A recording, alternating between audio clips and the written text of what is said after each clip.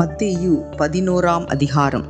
இயேசு தம்முடைய 12 சீஷர்களுக்கும் கட்டளை கொடுத்து முடித்த பின்பு அவர்களுடைய பட்டணங்களில் உபதேசிக்கவும் பிரசங்கிக்கவும் அவ்விடம் விட்டு போனார். அத்தருணத்தில் காவலிலிருந்த யோவான் கிறிஸ்துவின் கிரியைகளை குறித்து கேள்விப்பட்டு தன் சீஷரில் 2 பேரை அழைத்து, வருகிறவர் நீர்தானா, அல்லது வேறு ஒருவர் வர காத்திருக்க வேண்டுமா என்று அவரிடத்தில் கேட்கும்படி அனுப்பினான்.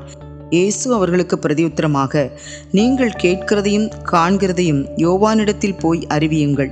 குருடர் பார்வையடைகிறார்கள், சப்பானிகள் நடக்கிறார்கள், குஷ்டரோகிகள் சுத்தமாகிறார்கள், செவிடர் கேட்கிறார்கள், மரித்தோர் எழுந்திருக்கிறார்கள், தரித்திரருக்கு சுவிசேஷம் பிரசங்கிக்கப்படுகிறது. என்னிடத்தில் இடரல் அடையாதிருக்கிறவன் எவனோ அவன் பாக்கியவான் என்றார். அவர்கள் போன பின்பு இயேசு யோவானை குறித்து ஜனங்களுக்கு சொன்னது என்னவென்றால், எதை பார்க்க வனாந்தரத்துக்கு போனீர்கள்? காற்றினால் அசையும் நாணலையோ? அல்லவென்றால் எதை பார்க்க போனீர்கள்? மெல்லிய வஸ்திரம் தரித்த மனுஷனையோ? மெல்லிய வஸ்திரம் தரித்திருக்கிறவர்கள் அரசர் மாளிகையில் இருக்கிறார்கள். அல்லவென்றால் எதை பார்க்க போனீர்கள்? தீர்க்கதரிசியையோ? ஆம், தீர்க்கதரிசியை பார்க்கிலும் மேன்மையுள்ளவனையே என்று உங்களுக்கு சொல்லுகிறேன். அது எப்படி எனில், இதோ நான் என் தூதனை உமக்கு முன்பாக அனுப்புகிறேன்.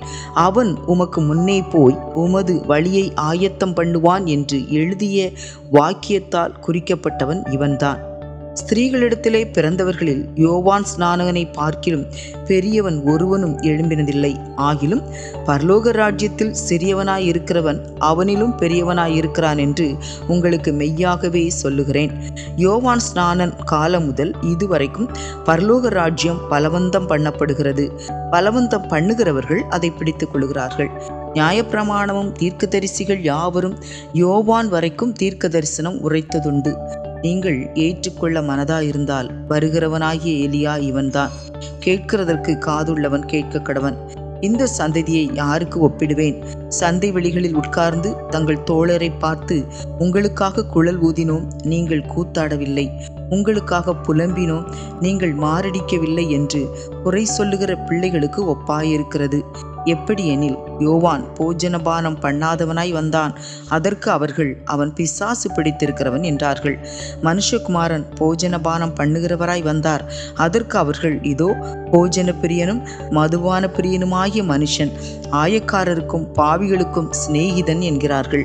ஆனாலும் ஞானமானது அதன் பிள்ளைகளால் நீதி உள்ளதென்று ஒப்புக்கொள்ளப்படும் என்றார். அப்பொழுது தமது பலத்த செய்கைகளில் அதிகமானவைகளை செய்ய கண்ட பட்டணங்கள் மனம் திரும்பாமற் போனபடியினால் அவைகளை அவர் கடிந்து கொள்ளத் தொடங்கினார். கொரோசினே, உனக்கு ஐயோ! பெத்சாய்தாவே, உனக்கு ஐயோ! உங்களில் செய்யப்பட்ட பலத்த செய்கைகள் தீருவிலும் சீதோனிலும் செய்யப்பட்டிருந்ததானால் அப்பொழுதே ரெட்டுடுத்தி சாம்பலில் உட்கார்ந்து மனம் திரும்பி இருப்பார்கள்.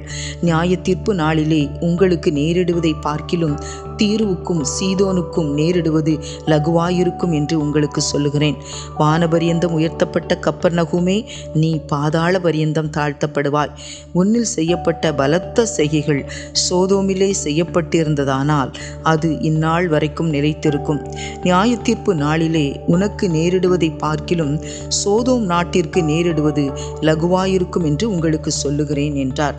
அந்த சமயத்திலே இயேசு சொன்னது, பிதாவே, வானத்துக்கும் பூமிக்கும் ஆண்டவரே, இவைகளை ஞானிகளுக்கும் கல்விமான்களுக்கும் மறைத்து பாலகருக்கு வெளிப்படுத்தினபடியினால் உம்மை ஸ்தோத்தரிக்கிறேன்.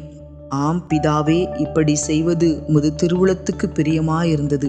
சகலமும் என் பிதாவினால் எனக்கு ஒப்பு கொடுக்கப்பட்டிருக்கிறது. பிதா தவிர வேறொருவனும் குமாரனை அறியான். குமாரனும் குமாரன் எவனுக்கு அவரை வெளிப்படுத்த சித்தமாயிருக்கிறாரோ அவனும் தவிர வேறொருவனும் பிதாவை அறியான். வருத்தப்பட்டு வாரம் சுமக்கிறவர்களே, நீங்கள் எல்லாரும் என்னிடத்தில் வாருங்கள், நான் உங்களுக்கு இளைப்பாறுதல் தருவேன். நான் சாந்தமும் மனத்தாழ்மையுமாய் இருக்கிறேன். என் நுகத்தை உங்கள் மேல் ஏற்றுக்கொண்டு என்னிடத்தில் கற்றுக்கொள்ளுங்கள், அப்பொழுது உங்கள் ஆத்துமாக்களுக்கு இளைப்பாறுதல் கிடைக்கும். என் நுகம் மெதுவாயும் என் சுமை லகுவாயும் இருக்கிறது என்றார். மத்தேயு 12ஆம் அதிகாரம். அக்காலத்திலே இயேசு ஓய்வு நாளில் பயிர் வழியே போனார். அவருடைய சீஷர்கள் பசியாயிருந்து கதிர்களை கொய்து தின்னத் தொடங்கினார்கள். பரிசேயர் அதை கண்டு அவரை நோக்கி, இதோ ஓய்வு நாளில் செய்யத்தகாததை உம்முடைய சீஷர்கள் செய்கிறார்களே என்றார்கள். அதற்கு அவர், தாவீதும் அவனோடு இருந்தவர்களும் பசியாயிருந்தபோது செய்ததை நீங்கள் வாசிக்கவில்லையா?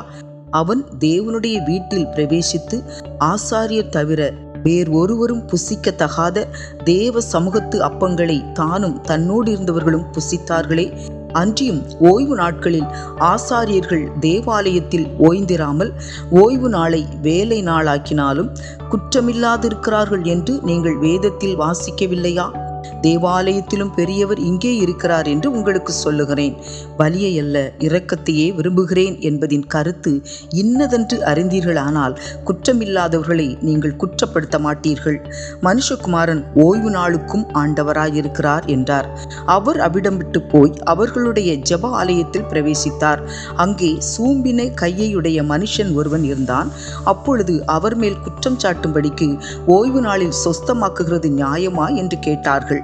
அதற்கு அவர், உங்களில் எந்த மனுஷனுக்காயிலும் ஒரு ஆடு இருந்து அது ஓய்வு நாளில் குழியிலே விழுந்தால் அதை பிடித்து தூக்கிவிட மாட்டானோ? ஆட்டை பார்க்கிலும் மனுஷனானவன் எவ்வளவோ விசேஷித்திருக்கிறான். ஆதலால் ஓய்வு நாளிலே நன்மை செய்வது நியாயந்தான் என்று சொன்னார். பின்பு அந்த மனுஷனை நோக்கி, உன் கையை நீட்டு என்றார். அவன் நீட்டினான். அது மறு கையை போல் சொஸ்தமாயிற்று. அப்பொழுது பரிசேயர் வெளியே போய் அவரை கொலை செய்யும்படி அவருக்கு விரோதமாய் ஆலோசனை பண்ணினார்கள். இயேசு அதை அறிந்து அவ்விடம் விட்டு விலகி போனார். திரளான ஜனங்கள் அவருக்கு பின் சென்றார்கள். அவர்கள் எல்லாரையும் அவர் சொஸ்தமாக்கி தம்மை பிரசித்தம் பண்ணாதபடி அவர்களுக்கு கண்டிப்பாய் கட்டளையிட்டார். ஏசாயா தீர்க்கதரிசினால் உரைக்கப்பட்டது நிறைவேறும்படி இப்படி நடந்தது. அவன் உரைத்ததாவது, இதோ நான் தெரிந்து கொண்ட என்னுடைய தாசன், என் ஆத்துமாவுக்கு பிரியமாயிருக்கிற என்னுடைய நேசன், என் ஆவியை அவர் மேல் அமரப் பண்ணுவேன். அவர் புறஜாதியாருக்கு நியாயத்தை அறிவிப்பார். வாக்குவாதம் செய்யவும் மாட்டார், கூக்குரலிடவும் மாட்டார். அவருடைய சத்தத்தை ஒருவனும் வீதிகளில் கேட்பதும் இல்லை. அவர் நியாயத்திற்கு ஜெயம் கிடைக்க பண்ணுகிற வரைக்கும் நெறிந்த நாணலை முறிக்காமலும் மங்கியெறிகிற திரியை அணைக்காமலும் இருப்பார். அவருடைய நாமத்தின் மேல் புறஜாதியார் நம்பிக்கையாய் இருப்பார்கள் என்பதே. அப்பொழுது பிசாசு பிடித்த குருடும் ஊமையுமான ஒருவன் அவரிடத்தில் கொண்டு வரப்பட்டான். குருடும் ஊமையுமானவன் பேசவும் காணவும் தக்கதாக அவனை சொஸ்தமாக்கினார். ஜனங்கள் எல்லாரும் ஆச்சரியப்பட்டு, தாவீதின் குமாரன் இவர்தானோ என்றார்கள். பரிசேயர் அதை கேட்டு, இவன் பிசாசுகளின் தலைவனாகிய பெயல்செபூலினாலே பிசாசுகளை துரத்துகிறானே அல்லாமல் மற்றபடி அல்ல என்றார்கள். இயேசு அவர்கள் சிந்தனைகளை அறிந்து அவர்களை நோக்கி, தனக்குத்தானே விரோதமாய் பிரிந்திருக்கிற எந்த ராஜ்யமும் பாழாய்ப்போம், தனக்குத்தானே விரோதமாய் பிரிந்திருக்கிற எந்த பட்டணமும் எந்த வீடும் நிலை நிற்க மாட்டாது. சாத்தானை சாத்தான் துரத்தினால் தனக்கு விரோதமாய் தானே பிரிவினை செய்கிறதாய் இருக்குமே.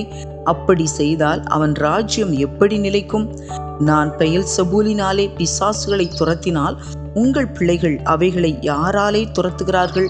ஆகையால் அவர்களே உங்களை நியாயம் தீர்க்கிறவர்களாயிருப்பார்கள். நான் தேவனுடைய ஆவியினாலே பிசாசுகளை துரத்துகிறபடியால் தேவனுடைய ராஜ்யம் உங்களிடத்தில் வந்திருக்கிறதே. அன்றியும் பலவானை முந்தி கட்டினால் ஒழிய பலவானுடைய வீட்டுக்குள் ஒருவன் புகுந்து அவன் உடைமைகளை எப்படி கொள்ளையிடக்கூடும்? கட்டினானே ஆகில் அவன் வீட்டை கொள்ளையிடலாம். என்னோடே இராதவன் எனக்கு விரோதியாய் இருக்கிறான், என்னோடே சேர்க்காதவன் சிதறடிக்கிறான். ஆதலால் நான் உங்களுக்கு சொல்லுகிறேன், எந்த பாவமும் எந்த தூஷணமும் மனுஷருக்கு மன்னிக்கப்படும், ஆவியானவருக்கு விரோதமான தூஷணமோ மனுஷருக்கு மன்னிக்கப்படுவது இல்லை. எவனாகிலும் மனுஷகுமாரனுக்கு விரோதமான வார்த்தை சொன்னால் அது அவனுக்கு மன்னிக்கப்படும். எவனாகிலும் பரிசுத்த ஆவிக்கு விரோதமாக பேசினால் அது இம்மையிலும் மறுமையிலும் அவனுக்கு மன்னிக்கப்படுவது இல்லை. மரம் நல்லதென்றால் அதன் கனியும் நல்லதென்று சொல்லுங்கள், மரம் கெட்டதென்றால் அதன் கனியும் கெட்டதென்று சொல்லுங்கள். மரமானது அதன் கனியினால் அறியப்படும். விரியன் பாம்பு குட்டிகளே, நீங்கள் பொல்லாதவர்களாய் இருக்க நலமானவைகளை எப்படி பேசுவீர்கள்? இருதயத்தின் நிறைவினால் வாய் பேசும். நல்ல மனுஷன் இருதயமாகிய நல்ல பொக்கிஷத்திலிருந்து நல்லவைகளை எடுத்து காட்டுகிறான். பொல்லாத மனுஷன் பொல்லாத பொக்கிஷத்திலிருந்து பொல்லாதவைகளை எடுத்து காட்டுகிறான். மனுஷர் பேசும் வீணான வார்த்தைகள் யாவையும் குறித்து நியாயத்தீர்ப்பு நாளிலே கணக்கு ஒப்புவிக்க வேண்டும் என்று உங்களுக்கு சொல்லுகிறேன். ஏனெனில் என் வார்த்தைகளினாலே நீதிமான் என்று தீர்க்கப்படுவாய், அல்லது உன் வார்த்தைகளினாலே குற்றவாளி என்று தீர்க்கப்படுவாய் என்றார். அப்பொழுது வேதபாரகரிலும் பரிசேயரிலும் சிலர் அவரை நோக்கி, போதகரே, உம்மால் ஒரு அடையாளத்தை காண விரும்புகிறோம் என்றார்கள். அவர்களுக்கு அவர் பிரதியுத்தரமாக, இந்த பொல்லாத விபச்சார சந்ததியார் அடையாளத்தை தேடுகிறார்கள். ஆனாலும் யோனா தீர்க்கதரிசியின் அடையாளமே அன்றி வேறே அடையாளம் இவர்களுக்கு கொடுக்கப்படுவது இல்லை. யோனா இரவும் பகலும் 3 நாள் ஒரு பெரிய மீனின் வயிற்றில் இருந்தது போல மனுஷகுமாரனும் இரவும் பகலும் 3 நாள் பூமியின் இருதயத்தில் இருப்பார்.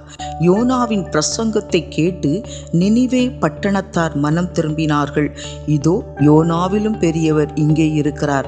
ஆதலால் நியாயத்தீர்ப்பு நாளிலே நினிவே பட்டணத்தார் இந்த சந்ததியாரோடு எழுந்து நின்று இவர்கள் மேல் குற்றம் சுமத்துவார்கள்.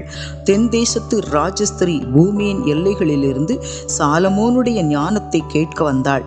இதோ, சாலமோனிலும் பெரியவர் இங்கே இருக்கிறார்.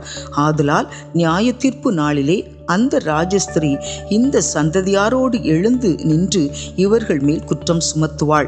அசுத்த ஆவி ஒரு மனுஷனை விட்டு புறப்படும் போது வறண்ட இடங்களில் அலைந்து இளைப்பாறுதல் தேடியும் கண்டடையாமல், நான் விட்டு வந்த என் வீட்டுக்கு திரும்பி போவேன் என்று சொல்லி அங்கே வந்து அந்த வீடு வெறுமையாகவும் பெருக்கி ஜோடிக்கப்பட்டதாகவும் இருக்க கண்டு திரும்பி போய் தன்னிலும் பொல்லாத வேறு 7 ஆவிகளை தன்னோடே கூட்டிக் கொண்டு வந்து உட்புகுந்து அங்கே குடியிருக்கும்.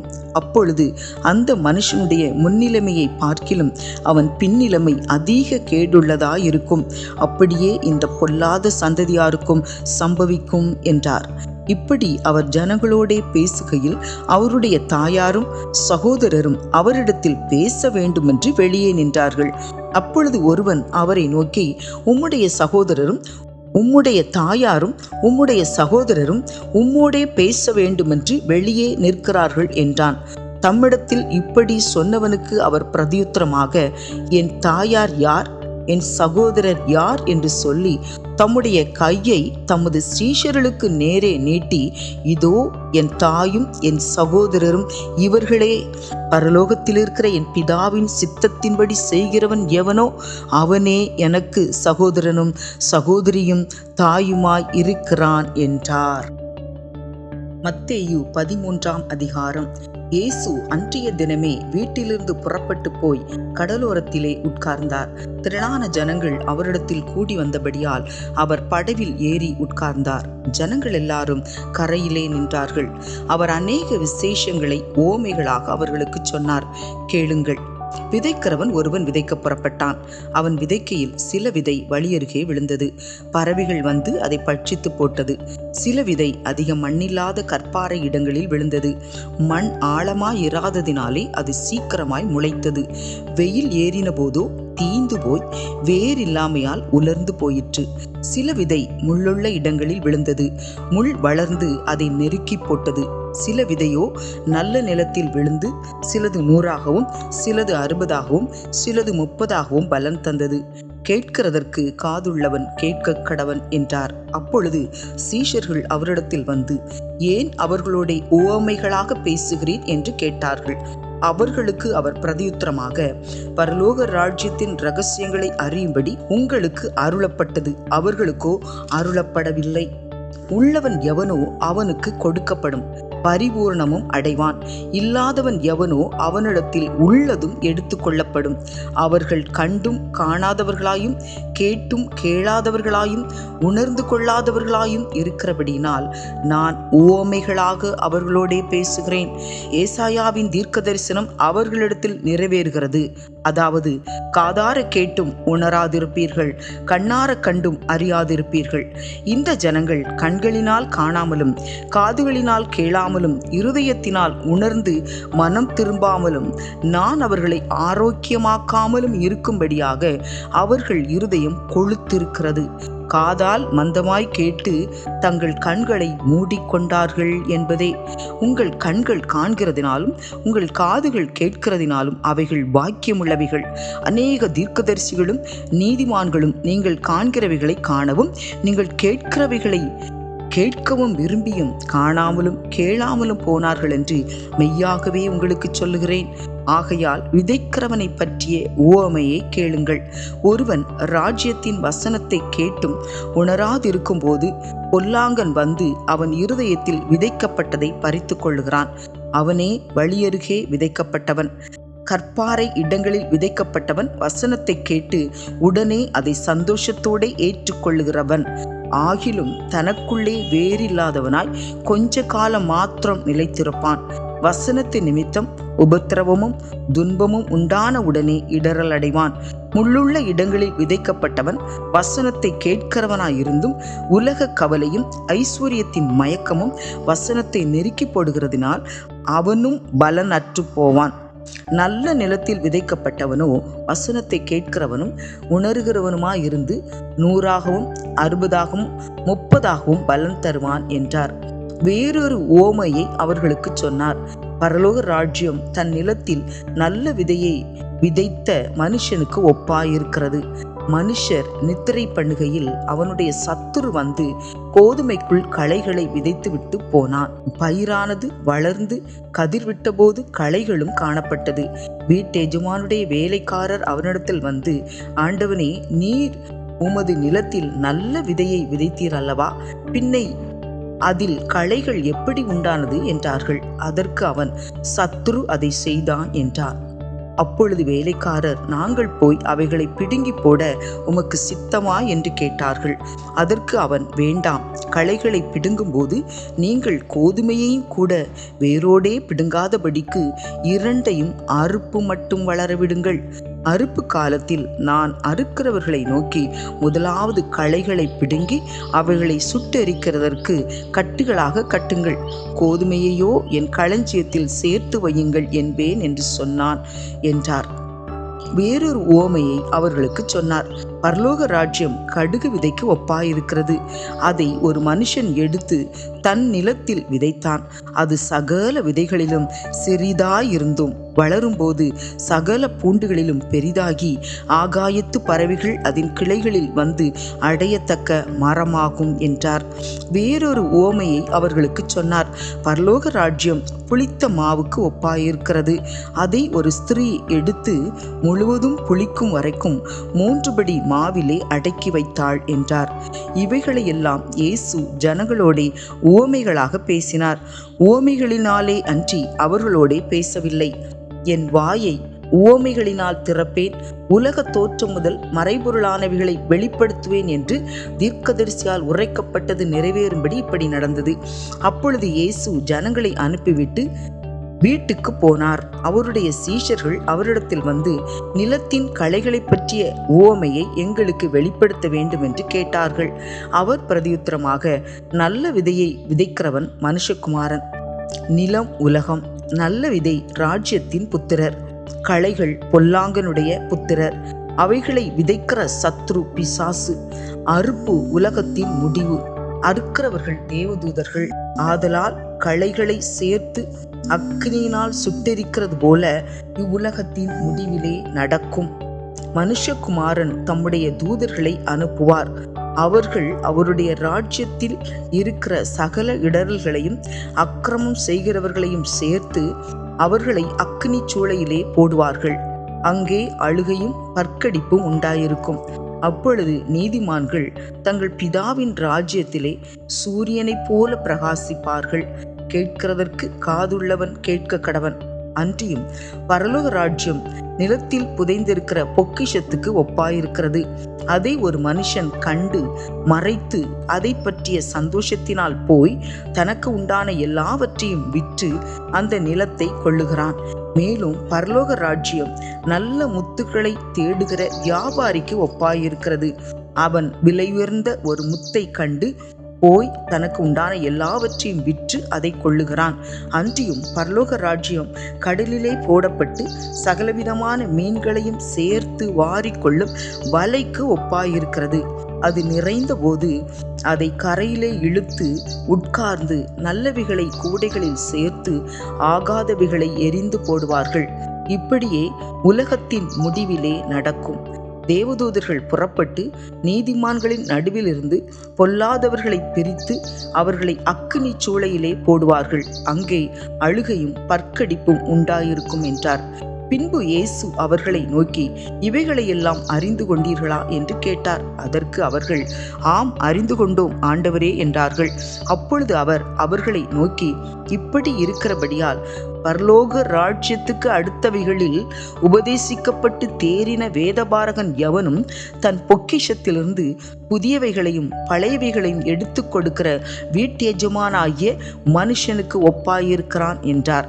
இயேசு இந்த உவமைகளை சொல்லி முடித்த பின்பு அவ்விடம் விட்டு தாம் வளர்ந்த ஊரிலே வந்து அவர்களுடைய ஜெப ஆலயத்திலே அவர்களுக்கு உபதேசம் பண்ணினார். அவர்கள் ஆச்சரியப்பட்டு, இவனுக்கு இந்த ஞானமும் பலத்த செய்கைகளும் எப்படி வந்தது? இவன் தச்சனுடைய குமாரன் அல்லவா? இவன் தாய் மரியாள் என்பவள் அல்லவா? யாக்கோபு, யோசே, சீமோன், யூதா என்பவர்கள் இவனுக்கு சகோதரர் அல்லவா? இவன் சகோதரிகள் எல்லாரும் நம்மிடத்தில் இருக்கிறார்கள் அல்லவா? இப்படி இருக்க இதெல்லாம் இவனுக்கு எப்படி வந்தது என்று சொல்லி அவரை குறித்து இடரலடைந்தார்கள்.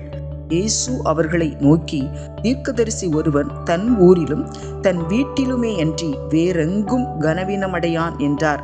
அவர்களுடைய அவிசுவாசத்தின் நிமித்தம் அவர் அங்கே அநேக அற்புதங்களை செய்யவில்லை. மத்தேயு 14ஆம் அதிகாரம்.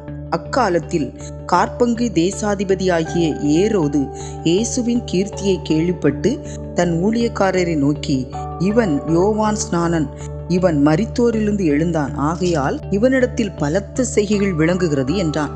ஏரோது தன் சகோதரனாகிய பிலிப்புவின் மனைவி ஏரோதியாளின் நிமித்தம் யோவானை பிடித்து கட்டி காவலில் வைத்திருந்தான். ஏனெனில், நீர் அவளை வைத்துக் கொள்வது நியாயமல்லவென்று யோவான் அவனுக்கு சொல்லியிருந்தான்.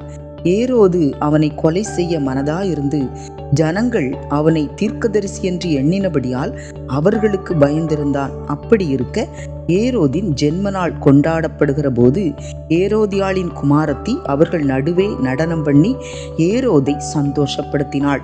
அது நிமித்தம் அவன், நீ எதை கேட்டாலும் தருவேன் என்று அவளுக்கு ஆணையிட்டு வாக்கு கொடுத்தான். அவள் தன் தாயினால் ஏவப்பட்டபடியே யோவான் ஸ்நானனுடைய தலையை இங்கே ஒரு தாளத்திலே எனக்கு தாரும் என்று கேட்டாள். ராஜா துக்கமடைந்தான். ஆகிலும் ஆணையின் நிமித்தமும் பந்தியில் கூட இருந்தவர்களின் நிமித்தமும் அதை கொடுக்க கட்டளையிட்டு ஆள் அனுப்பி காவற்கூடத்திலே யோவானை சிரச்சேதம் பண்ணுவித்தான். அவனுடைய சிரசை ஒரு தாளத்திலே கொண்டு வந்து சிறு பெண்ணுக்கு கொடுத்தார்கள். அவள் அதை தன் தாயினிடத்தில் கொண்டு போனாள்.